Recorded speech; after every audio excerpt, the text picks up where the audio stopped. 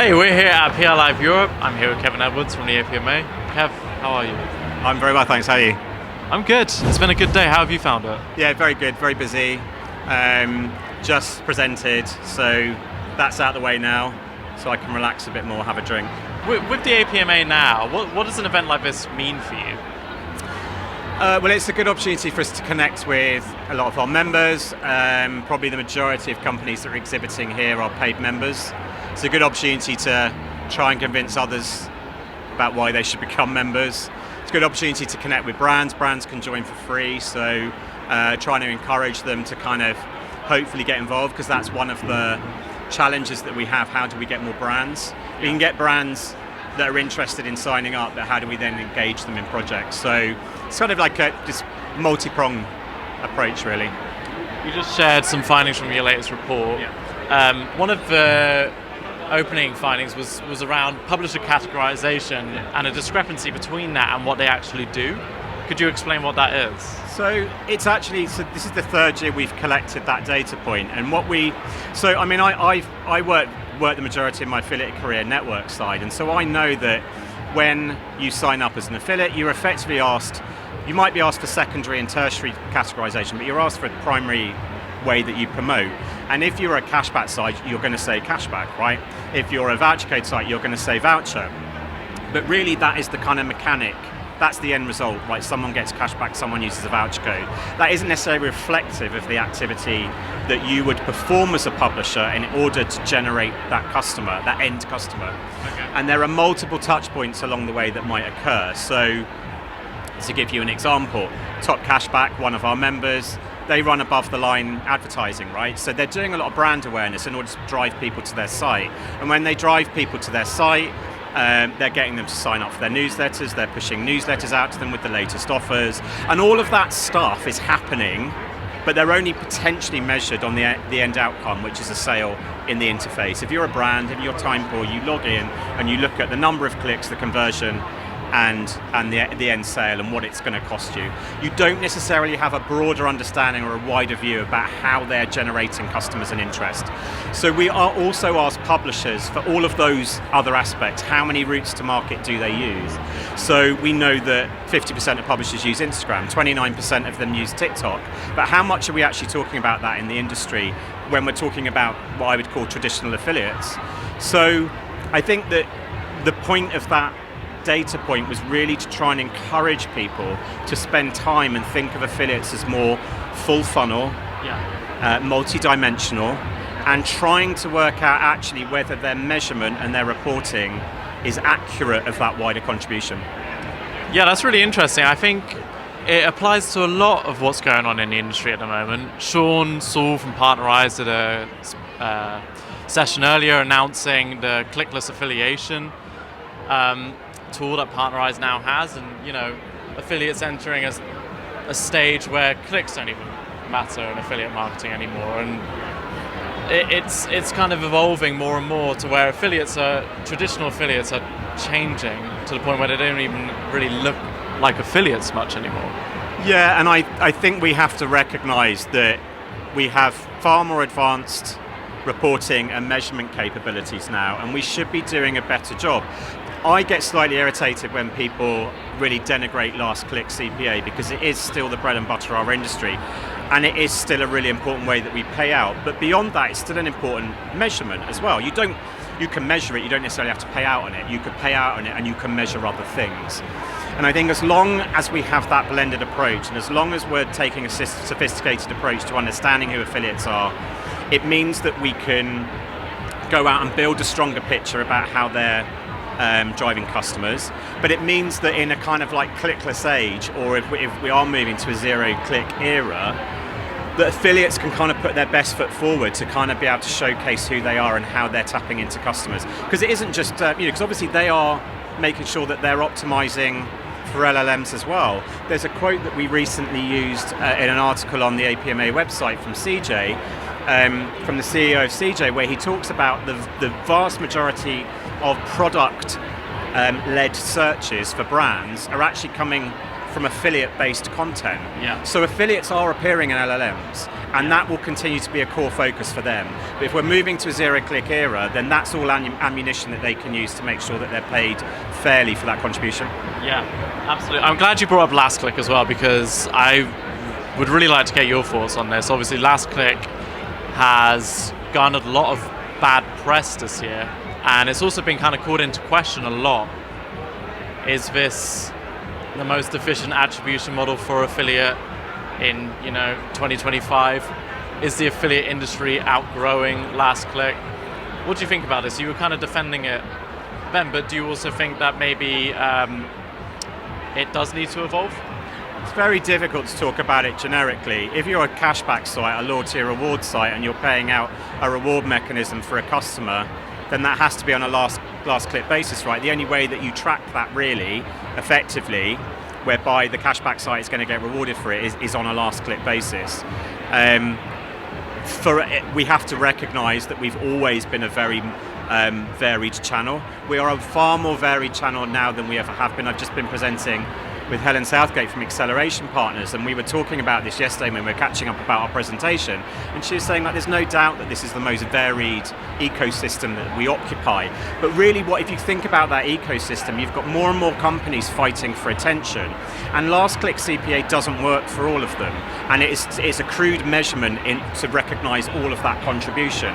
Now that doesn't mean that our last click CPA is broken and it doesn't work, it's just that it doesn't necessarily work for everybody. So one of the issues that you brought up was delayed payments. Yeah. Do you see any solutions with that? So it's a really interesting one, because if you had asked me sort of 6 months ago, I would have been fairly dismissive of it, thinking, well, it is what it is. You're never going to get a large brand to change their payment terms. If they say to you it's 90, if it's a blue chip brand and they pay on 90 days, you're never going to get them to change it for their affiliate program. And that may still be true, but that may be we're focusing on the wrong area for change within that. So we've run 2 roundtables now for publishers, and they're open to any publishers. You don't have to be a member of the APMA, and we have some non-publisher members, some non-members that are part of that. And we've run 2 very open Chatham House rules sessions, whereby people can talk very freely around the challenges they're facing, the impact that it has on their business, but also some solutions that they could bring to the table. I don't think there are any quick win or easy win solutions that are relevant or applicable to everybody. Also, some of those solutions cost money if you're talking about intermediaries playing a part.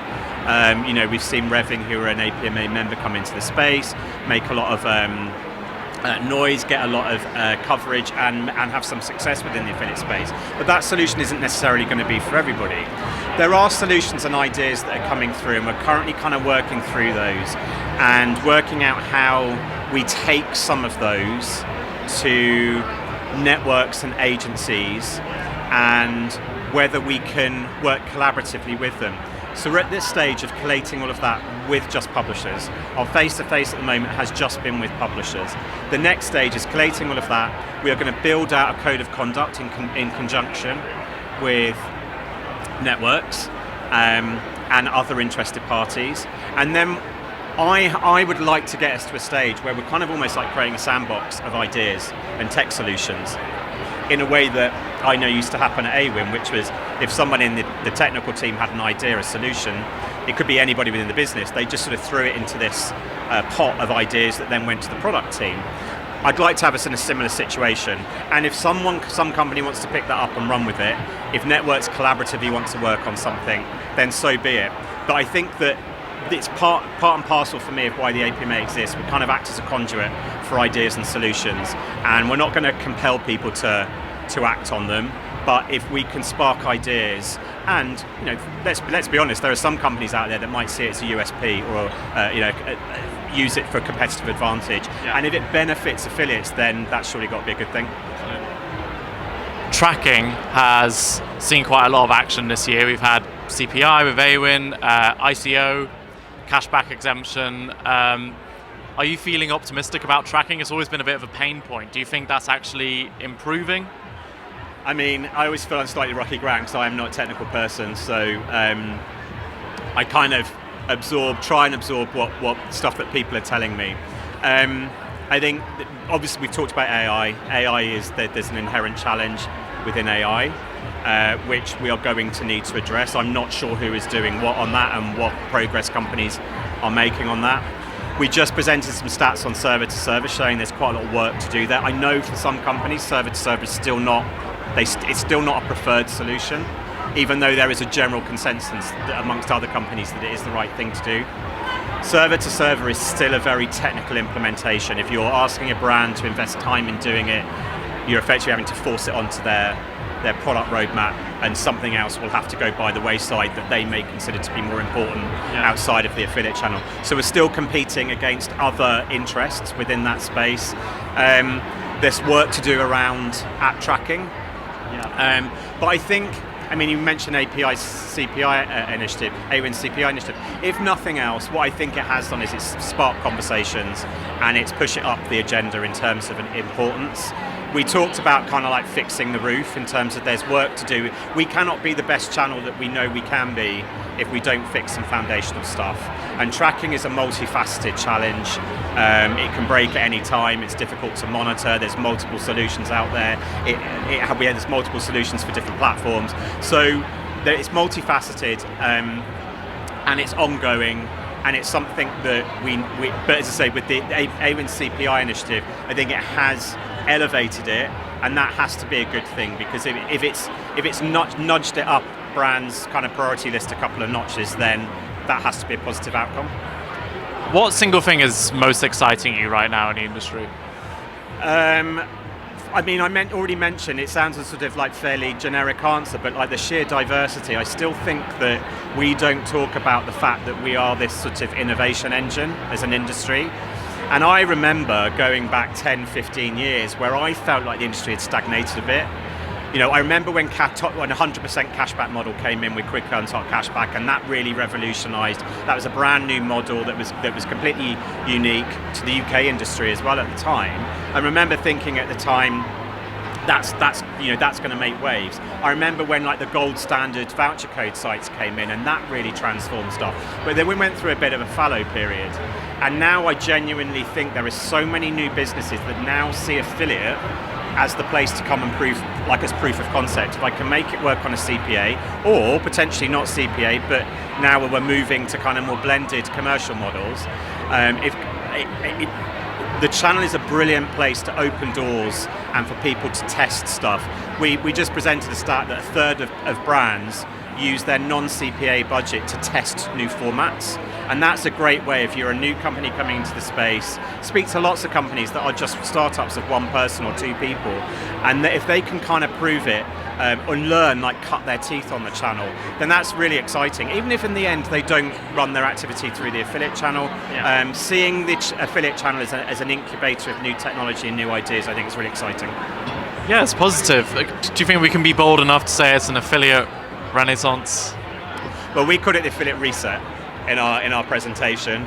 I think so. I mean, everyone's, just, I suppose you're a journalist, so you're always looking for like the angle about what next year will be, or how we frame something that feels like punchy or new. So we're always kind of looking for that kind of new phrase to hang the channel off. I genuinely think that I'm always also approaching it from a slightly different perspective, because now I rely on people telling me what's new. I don't see it, because I don't see it on a day-to-day basis.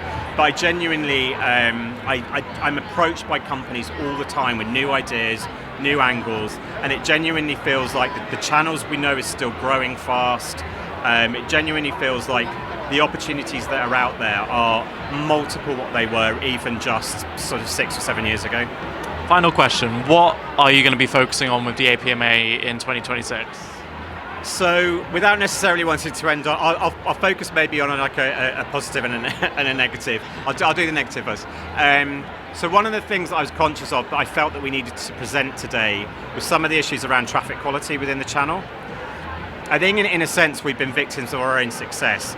Part of our growth has meant that we are more attractive and we're more open and we're more visible. So people want a part of that opportunity. And what we've seen is lots of activity coming in from outside of the UK, but also lots of people trying to game the system. And I think the result of that has been we have elements within our channel that are unsavoury, black hat, that we need to remove.